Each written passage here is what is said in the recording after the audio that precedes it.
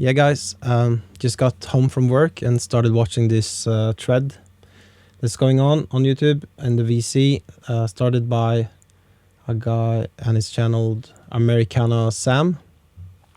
Great stuff. You have a new subscriber. I saw Richard's response from Richard Vinyl Tap House, and also Dave's response from the channel M Fidelity. Check those guys out. Yeah, so I'm just doing an improvised video, jumping on this thread, and just grabbed some vinyls from my collection, and let's see what we got. Let's start with whatever's on this one. Let's see. First off, the Television Personalities. This album is called And the Kids Just Love It, their debut album, and it's so much fun. I'm not telling you too much about each of the picks, but yeah, great album art.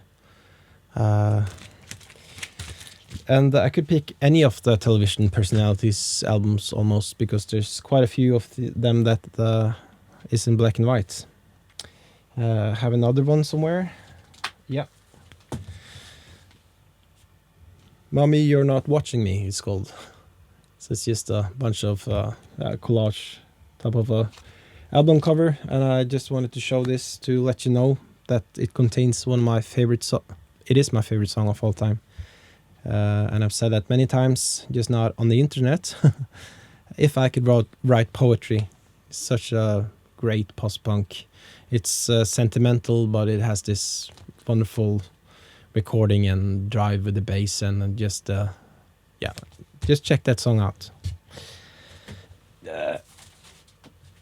We have Spiderland by the band Slint. Maybe someone has picked this already.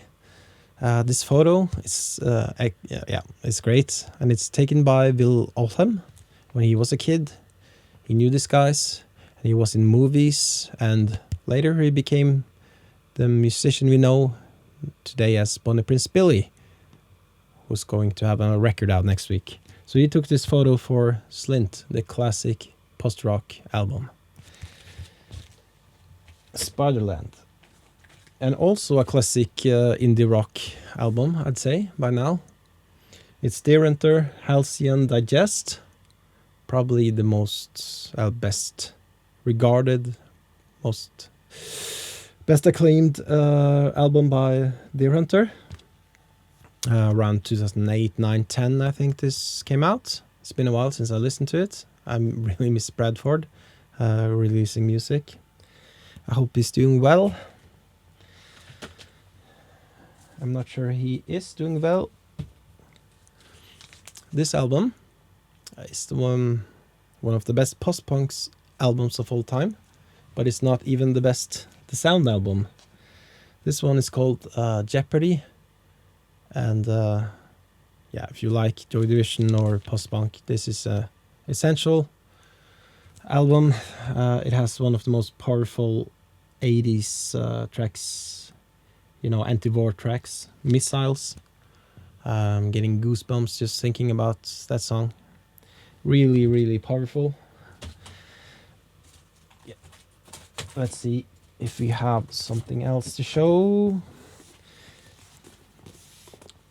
Kiwi Band, or artist. This is the Tall Dwarfs, and it's own curated collection of recordings from all the albums. It doesn't contain the albums, but it has selections. And yeah, you might know the guy, Chris Knox. He has a new book out that I'm going to read, and he was in this punk band, late 70s, The Enemy. They have this excellent track, Pull Down the Shades, that Jay Retard and guys covered. And he was in this band, very creative stuff, lo-fi recordings. They didn't have drums, so they just used whatever they could find and to make rhythm and do very creative recordings.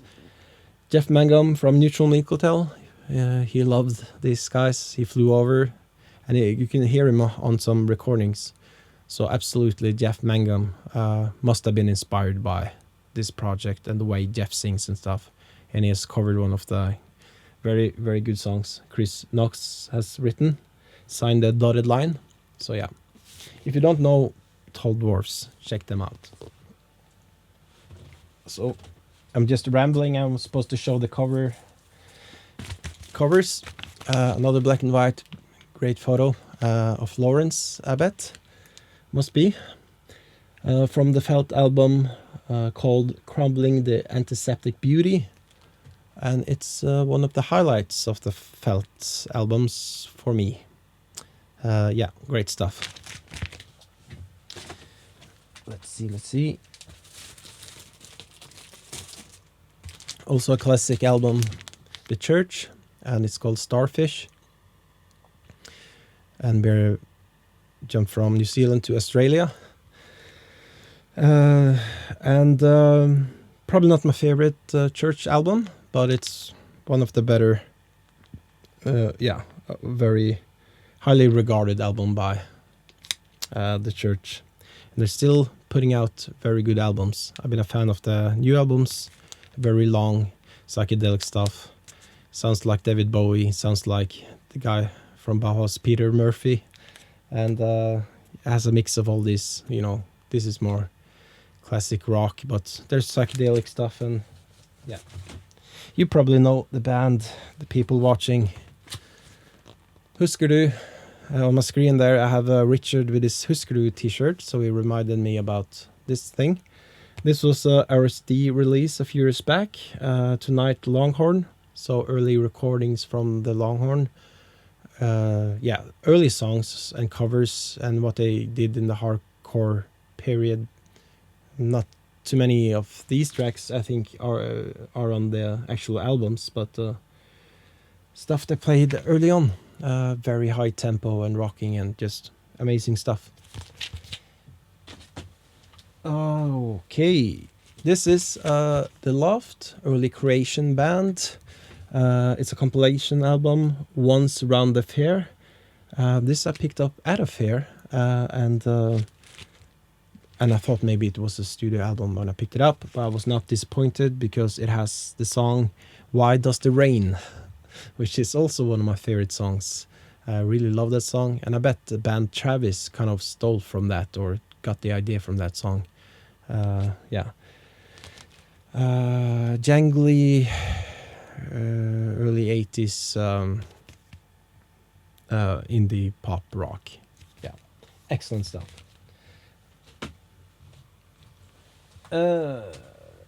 We have Adrienne Lenker, and now I'm using all your picks probably. So this is Abysskis, one of her first solo albums, and from 2017-18. I don't recall, but it was excellent. So Adrienne, you know her from Big Thief, very vulnerable, especially on this album. Singer-songwriter. Beautiful stuff, indeed. What's next? My hero, Peter Parrott. The Cleansing, double album from 2 years back, 2024, I think. One of the favorite albums of mine of 2024. Saw him live also on this with this release. He's in his late 70s, I think, and put on a great show. And this is a double album, and probably the best solo album he has put out in a decade or something. And the guy from The Only Ones, he has an excellent solo career. Check him out. Sorry for saying excellent so many times. Next is Protomartyr. I mentioned them recently. New band, where they have put out quite a few albums by now, 6 or 7. This is the latest album from 2023, probably. Formal Growth in the Desert, and just have some striking black and white album art on that one. Yeah, if I'm going to recommend starting with this band, you should probably start with this album, as it is the most developed sounding of the records, I think.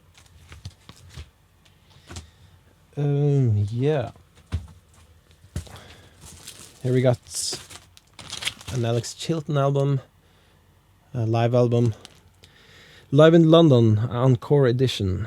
So I just love the guy. Cool picture of Alex. This has a really good live show or selection from various live shows in London. September Girls, of course, and the very excellent Hey Little Child. It's a bit creepy, but what a great track that is. Chilton.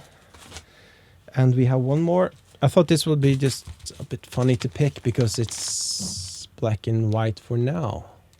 It has some crayons attached to it.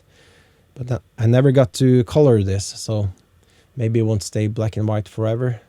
Very simple album art.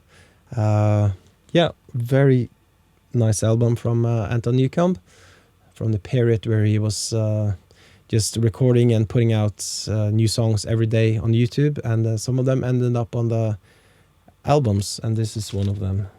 The Future Is Your Past, Brian Johnston Massacre. Still keeping at it.